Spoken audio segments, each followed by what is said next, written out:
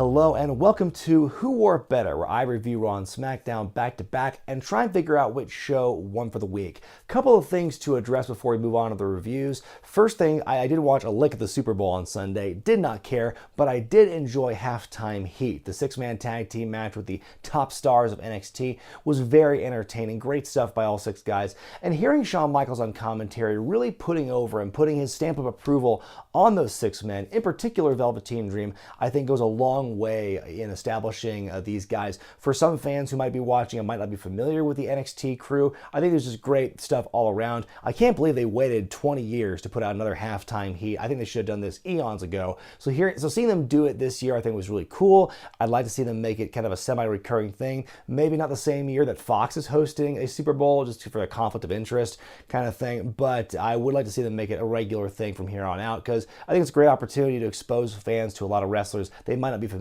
with, or just have a really entertaining match. Secondly, after years of holding out, I decided to finally get back into Instagram. I had an account made years ago. I did maybe 6 or 7 posts, didn't really care for it. I kind of abandoned it, but now I decided to finally get back into it and post more regularly. I've already posted almost as many things on Instagram in the last couple of days that I did in the previous 3 or 4 years. So if you're on Instagram and you want to follow me on that, go to instagram.com/Brian Zane. So check that out. It's a picture of me wearing the Big Hoss McGraw mask, screaming at the camera. So check that out. And now on to the reviews. Stephanie McMahon opens Monday Night Raw and Becky Lynch interrupts her wearing a knee brace and having a noticeable limp.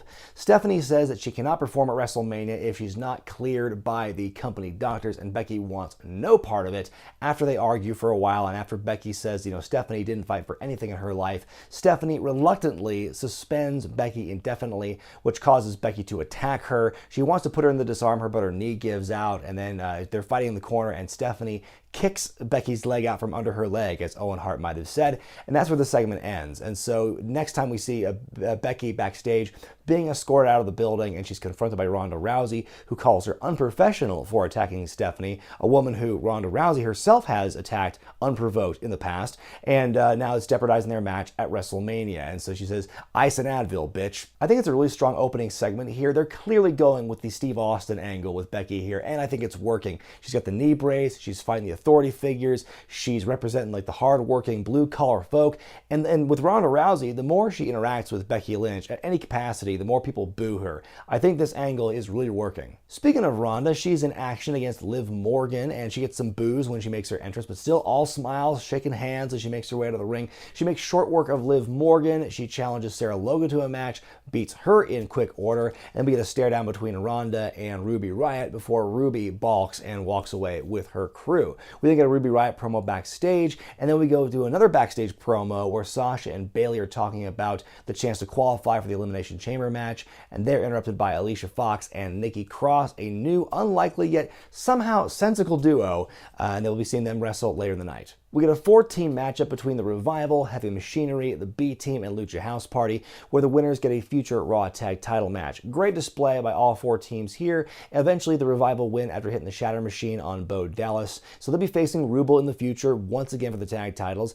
It is what it is, but personally, I would have liked to have seen another team win just to shake things up a bit in the tag title scene. Backstage, Ryder and Hawkins have a chat, and Kurt's acting real salty toward his tag team partner here, which confused me because I thought they were friends again, but Zach promises that Kurt Hawkins will get his first win very soon. Up next, Kurt Angle appears in the ring to address his future. He talks about how lately the 3 I's have turned into the 3 D's: doubt, defeat, and depression. And before he can really definitively say what he's going to do with his future, Baron Corbin interrupts and calls him a broken down shadow of a man. Angle gets offended. He wants to fight, but out comes Drew McIntyre.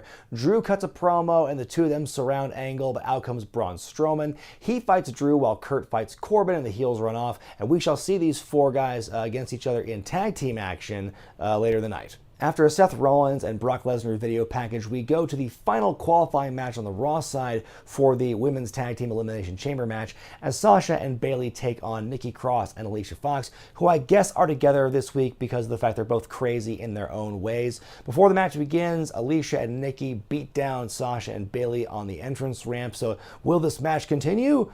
Yes, it will. After commercial break, the match is going on as planned. It is 2-on-1 for a while on Bayley. Eventually, Sasha makes the save at the last minute. Nikki Cross knocks herself out on accident on the corner post.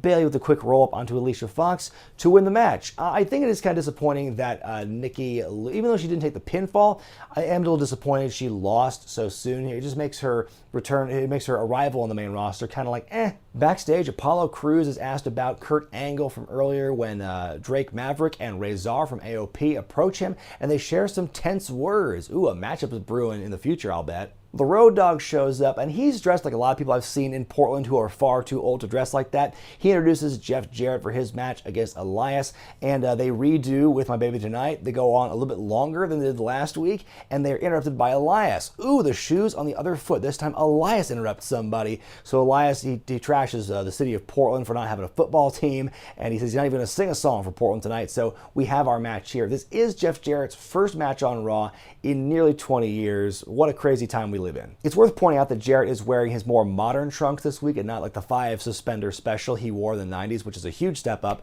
Elias, in one fell swoop, manages to mock both Jarrett and Road Dogg with a strut followed by a crotch chop. It's a good, well-executed match. Elias wins the drift away, and then Road Dogg gets in the ring, and then he does his little jabs to Elias. Jarrett hits Elias in the back with a guitar. It doesn't break. I don't think it was a gimmick guitar, and so Elias runs off, and Jarrett and Road Dogg celebrate.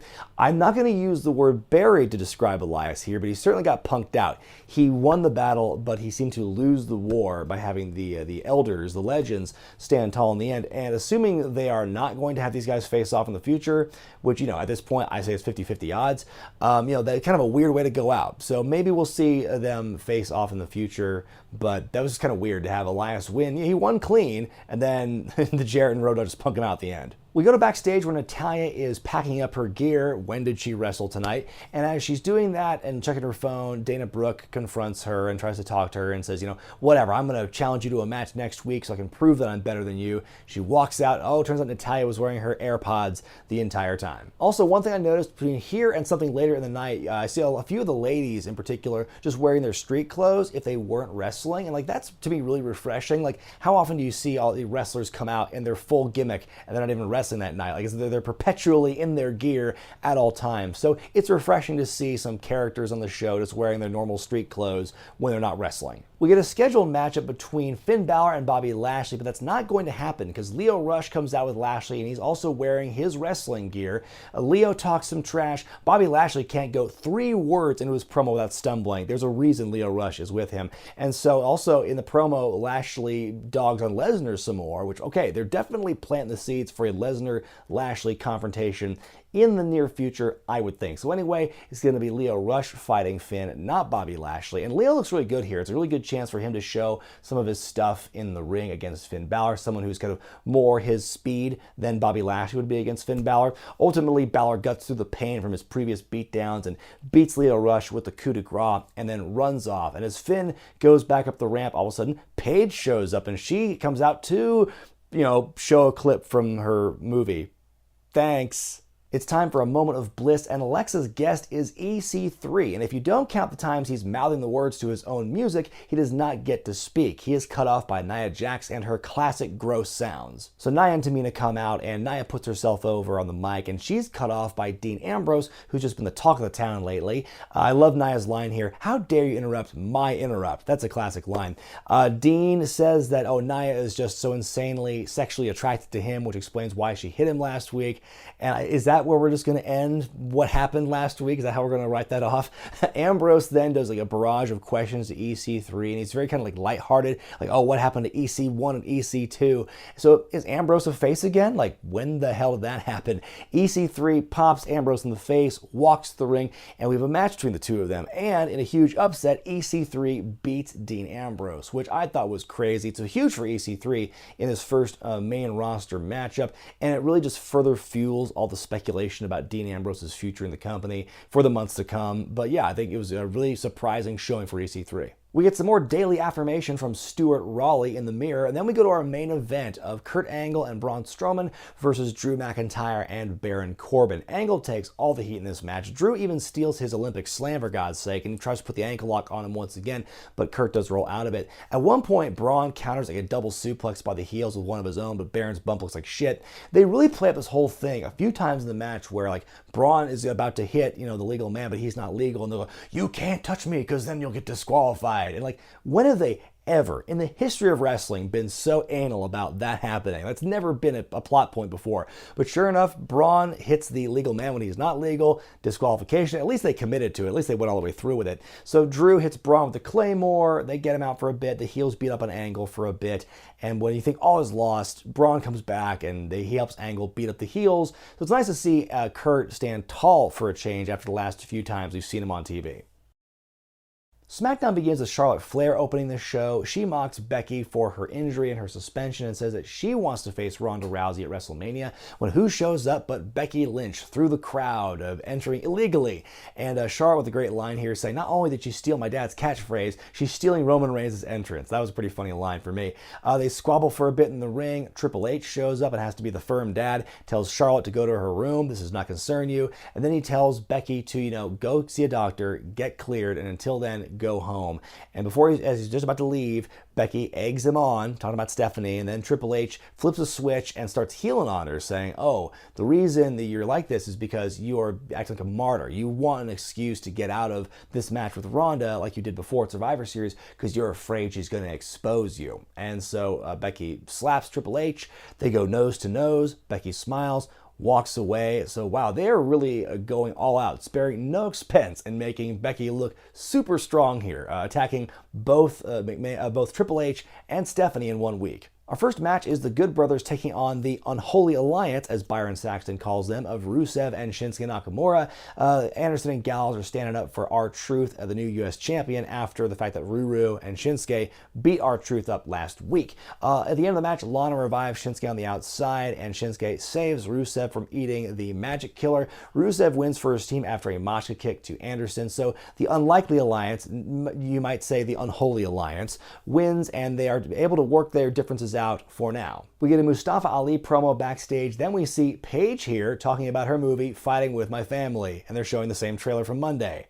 Thanks. They tease a McMiz TV segment for next week, so somebody owes me royalties. Then we get a backstage promo by the Usos. We then go to Randy Orton versus Mustafa Ali in the ring. It's a pretty good match. I would have loved to see these guys do more in the ring, but I understand it's a TV match. They got to kind of like pull the reins back a little bit. They did give Mustafa a lot in this match. I love when he fakes Orton out with his RKO attempt, hits Tornado DDT. Ultimately, Orton does win with another RKO. Ali also gets a black eye at some point during this matchup. After the match, Samoa Joe attacks Randy Orton with the Coquina Clutch, and then Daniel Bryan shows up, and Samoa Joe makes his way to the back. He does not attack him because Rowan's right there. We get a Samoa Joe backstage promo after the break, and then we get another promo in the ring from Daniel Bryan, who is billed as the favorite son of Washington. I was really surprised Daniel did not heel on the Washingtonians in this, because usually we see that, how often did we see Kevin Owens and Sami Zayn get a pop because they're in French Canada, and then they bash French Canada or something like that. We've seen that a lot, and so for Daniel to not do that, I thought was very refreshing. So we get kind of a long promo. Both Daniel and Rowan get mic time in this, and we also see a hype package about the Elimination Chamber in the middle of the promo. So this is a very long segment between these guys, but Daniel's promo is very strong. And then after Daniel's promo, we cut to another backstage promo with Jeff Hardy being interviewed about what Daniel Bryan just said in the promo. AJ Styles interrupts the promo, and then they talk for a bit, and promo. Up next, the new tag team of Carmella and Naomi take on the Iconics and Mandy Rose and Sonya Deville, who are being called Fire and Desire now. Carmella and Naomi have been added to the SmackDown side for the women's tag team title Elimination Chamber match later this month. It's an okay match. Mandy gets the win on Naomi once again, so that feud is still going on. Mandy keeps getting one up on Naomi. We get an Andrade promo, an Asuka hype package, and then our main event of Jeff Hardy versus Daniel Bryan in non-title action. It's a decent match, like the Orton-Ali match from earlier. I would have liked to have seen them do more. I think they can do more if they're given more time, but it is what it is. Jeff hits the Swanton bomb on Daniel, but Rowan pulls him out of the ring during the pin attempt. Match ends in disqualification, and then just chaos happens. All the rest of the participants from the Elimination Chamber match come out, and they start fighting each other. AJ Styles is the last one to come out. He cleans house, and we get a stare down between him and Bryan, who's on the ramp, and that's how we fade to black. Time now for me to decide which show won for the week, Raw or SmackDown. This week, I have to give the nod to Raw. I think it was the more interesting show of the week. Raw had to have the best of both worlds. You had, this next-gen version of Austin and McMahon. You had Kurt Angle. You had Jeff Jarrett in action. But you also saw a lot of the future of the brand get good showings here. In particular, Nikki Cross, Lio Rush, Heavy Machinery, EC3. All those folks, I think, did pretty well for themselves on Monday. The one thing that I didn't really care about on Monday was like, oh, Ambrose is a face again for some reason, and there's no rationale for it. It's just one of those things. It's like I wish there was more reason and more justification for him being face, other than he's just making fun of EC3 now. And the main event was just kind of like, didn't really care for it. I think the one common thread between both shows that was strong was Becky Lynch. Her stuff with Stephanie on Monday and her stuff with Triple H on Tuesday, I think, were both really well done, and just really kind of building her up as this kind of a god queen of like, man, she is like a force to be reckoned with. And again, the parallels between her and Steve Austin's rise to stardom, I think, are very similar here. Ali versus Orton was a good match. I wish it was better. Daniel Bryan's promo was pretty good, but that was the thing. They were just way too many promos on SmackDown for a 2-hour show. Raw had a lot of promos too, but I think it was proportional for the length of the show. SmackDown was just promo. Here's an kind of match, promo. Promos within promos. Promoception. I think it was a little too much. I like promos, but there was just way too many here. All in all, I think SmackDown just had a lot of the same stuff we've been seeing for the last few weeks of the show, whereas Raw, the combination they had of the old guard and some of the newer talent, I think Raw just felt fresher this week, more interesting, more stuff was going on as opposed to what SmackDown had. Their version of stuff happening was just lots of promos, but after a while, to me, that got old. Let me know what you thought about Raw and SmackDown this week in the comments section below, and be sure to vote which show you thought was better in the gimmick in the upper right hand corner of your screen. Be sure to thumbs up this video if you like it, subscribe to Wrestling with Regret, buy the t-shirts at ProWrestlingTees.com, and check out Patreon.com/WrestlingWithRegret for exclusive perks and bonus content. I'm Brian Zane, and I'll see you next time.